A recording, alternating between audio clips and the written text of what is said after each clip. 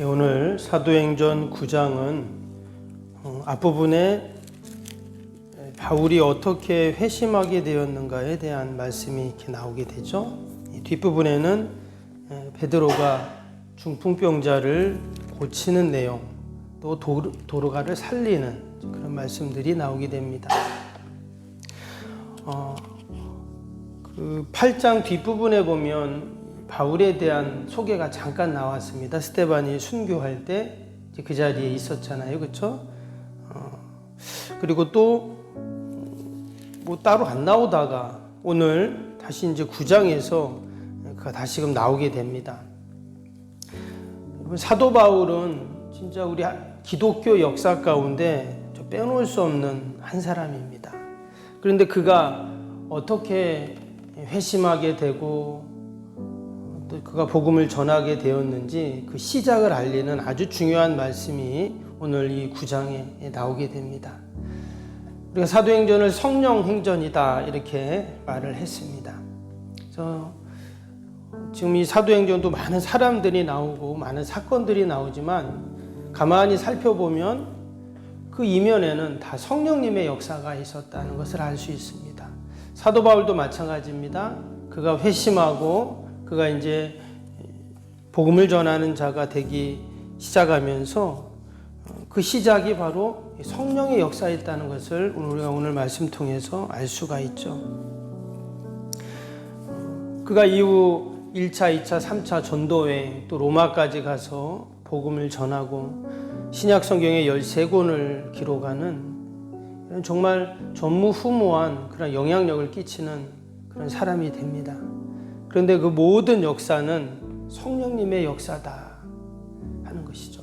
우리 성도들의 삶은 여러분 늘 성령님 인도하심, 또 성령님 의지하고 또 성령 충만한 여러분 그런 삶이 바로 우리 성도들의 삶인 줄로 믿습니다.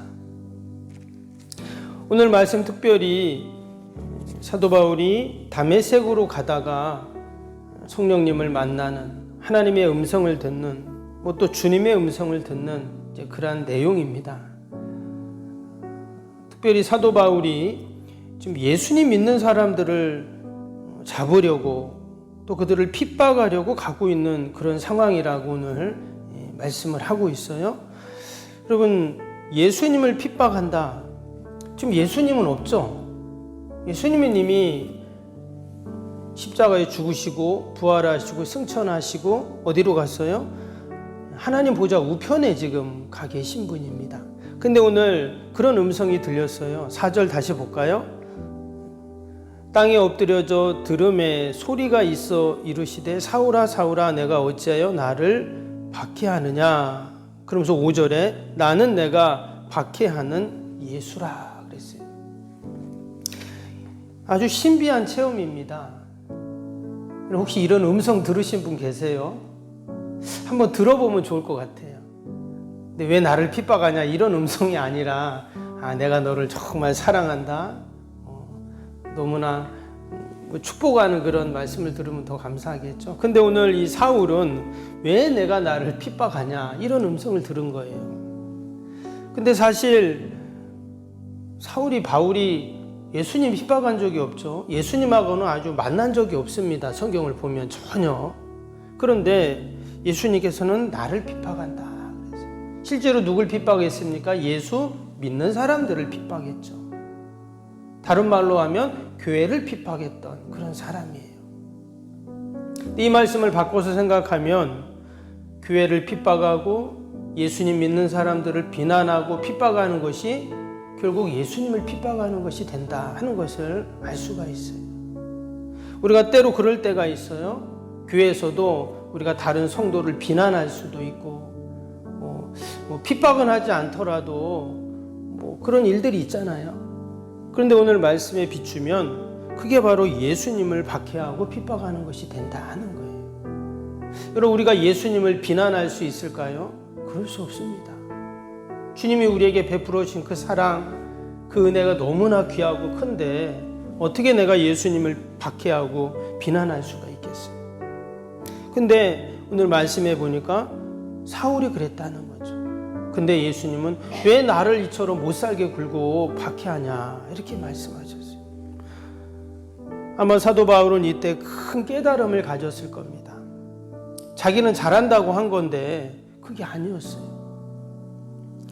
결국 바울이 이렇게 회심하고 나서 이제 유대인들이 이제 바울을 죽이려고 하는 이제 그런 일들이 생기게 되는 것이죠.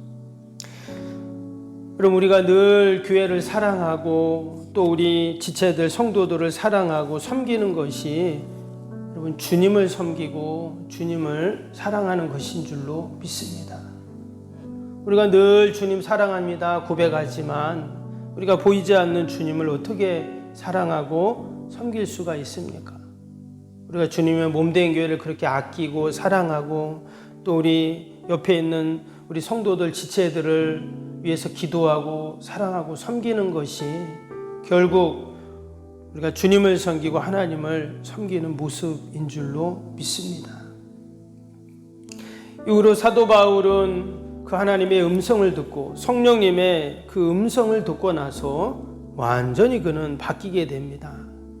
특별히 15절을 보시면 바울에게 하신 말씀은 아니지만 아나니아라는 사람에게 이제 주님이 하신 말씀이지만 동일하게 바울에게도 하신 말씀입니다. 15절 보세요. 주께서 이르시되 가라 이 사람은 내 이름을 이방인과 임금들과 이스라엘 자손들에게 전하기 위하여 택한 나의 그릇이라 그랬어요. 하나님께서 바울을 나의 택한 그릇이다 이렇게 이제 말씀을 지금 하고 계십니다. 그 택한 그릇에 뭐예요? 복음을 담아서 지금 이방인들의 것을 준다 이렇게 지금 말씀을 하고 있습니다. 여러분 하나님이 저와 여러분들을 다 택하신 그릇으로 삼으셔서 우리에게 복음을 담아주시고 하나님의 은혜를 담아주셔서 마치 우리가 그릇에 무슨 음식을 담아가지고 식당에 가면 그 손님들에게 다 갖다 주잖아요. 그처럼 하나님이 저와 여러분을 다 택하셔서 그 그릇에 복음과 하나님의 은혜와 사랑, 말씀을 다 담아가지고 나를 통해서 여러분 그것들을 전하시는 그런 은혜가 분명히 있을 줄로 믿습니다. 오늘 이 아나니아라는 사람도 잠깐 보면 바울도 귀하지만 참 이 아나니아라는 사람도 참 귀한 사람이에요.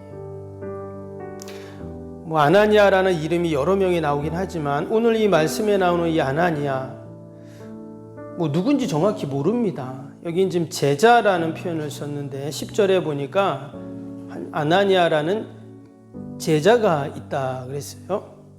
근데 이 아나니아가 어떤 사람이었습니까? 그가 지금 그 성령님의 그 음성을 듣고 순종하는 그러한 사람이었어요.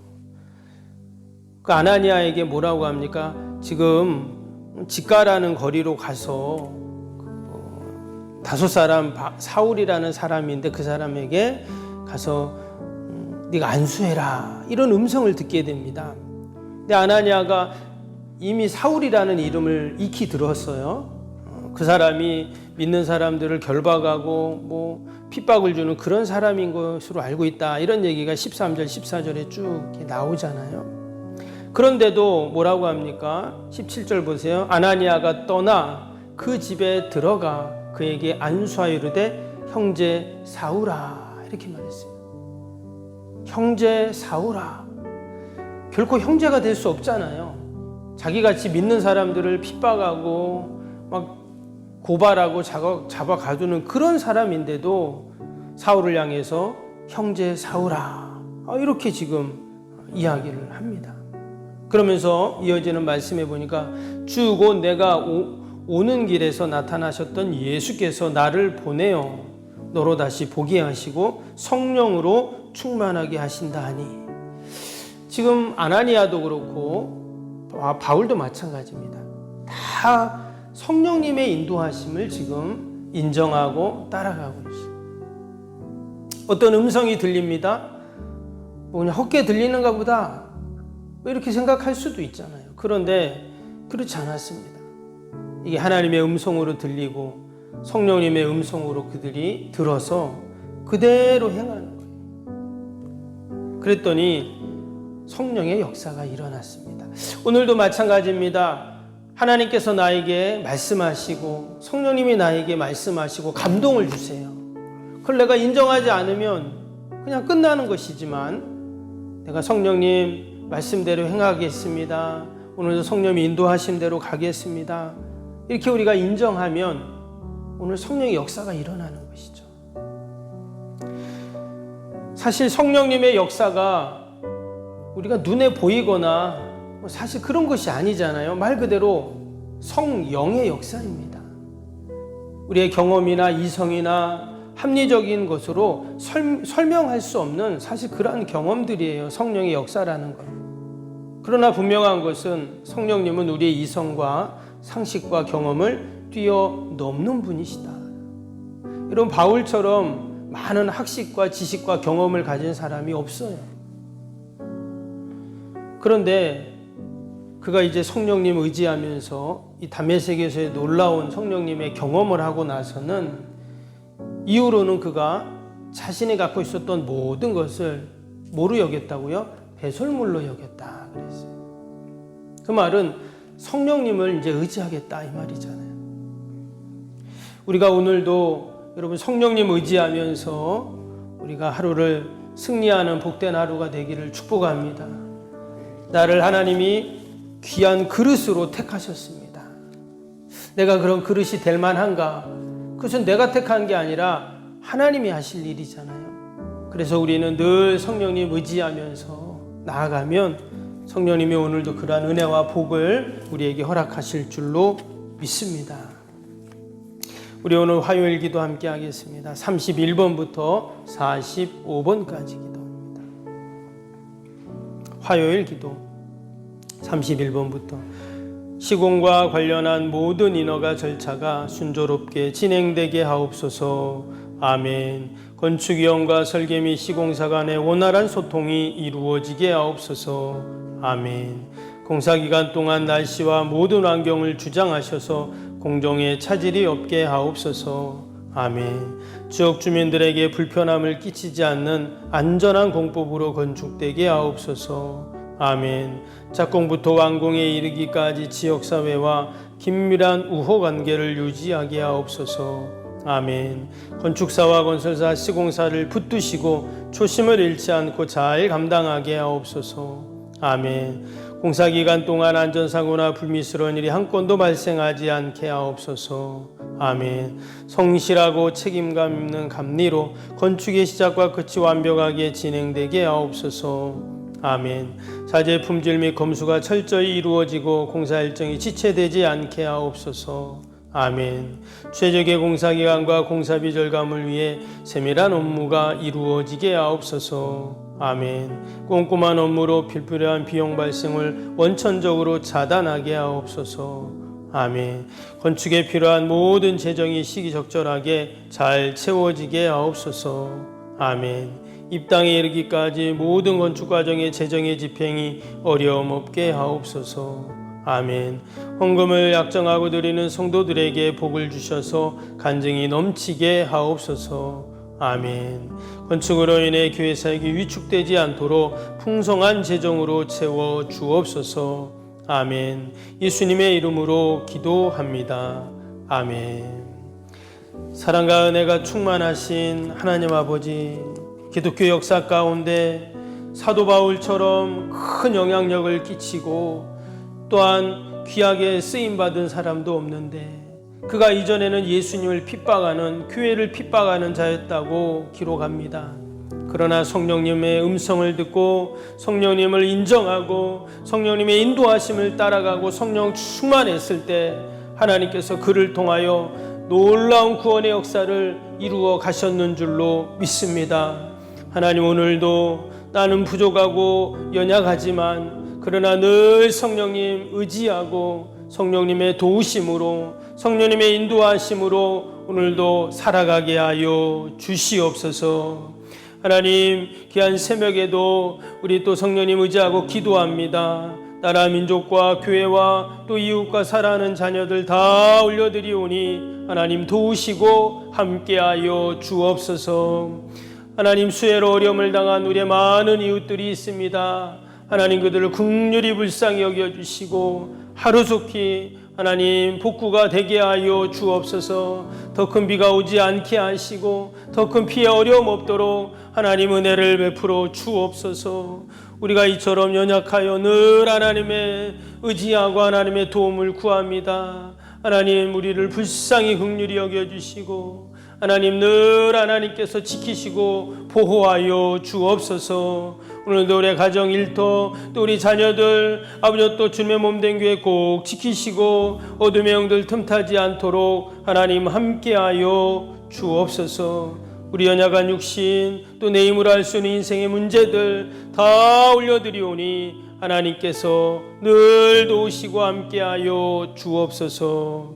예수님의 이름으로 기도하옵나이다. 아멘. 하늘에 계신 우리 아버지의 이름을 거룩하게 하시며 아버지의 나라가 오게 하시며 아버지의 뜻이 하늘에서와 같이 땅에서도 이루어지게 하소서. 오늘 우리에게 일용할 양식을 주시고 우리가 우리에게 잘못한 사람을 용서하여 준 것 같이 우리 죄를 용서하여 주시고 우리를 시험에 빠지지 않게 하시고 악에서 구하소서. 나라와 권능과 영광이 영원히 아버지의 것입니다. 아멘.